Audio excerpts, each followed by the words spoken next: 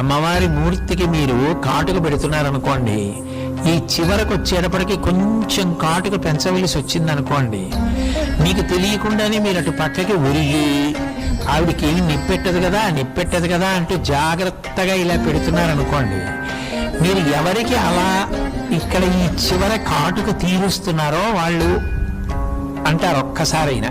అప్పుడు మీ మీద ఆ కలగంట చూపు పడిందా లేదా అంటే, అమ్మో కంటికి కాటుక పెడుతున్నా అది అమ్మవారి కన్ను, అంత గొప్ప కన్ను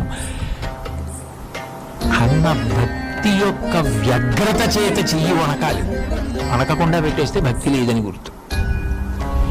అమ్మో చెయ్యి ఉడుకుతోంది, కబుక్కుని కంట్లో ఏ గుడ్డుకో ఉరిపిడి తగులుతుందేమో అన్న భావన చేత ఊపిరి బిగించి ఎంతో జాగ్రత్తగా ఇలా వాలిపోయి పెడుతున్నారనుకోండి, ఆ రోజుని మీ మీద కటాక్షం పడి కటాక్ష శ్లోకం చెప్పడానికి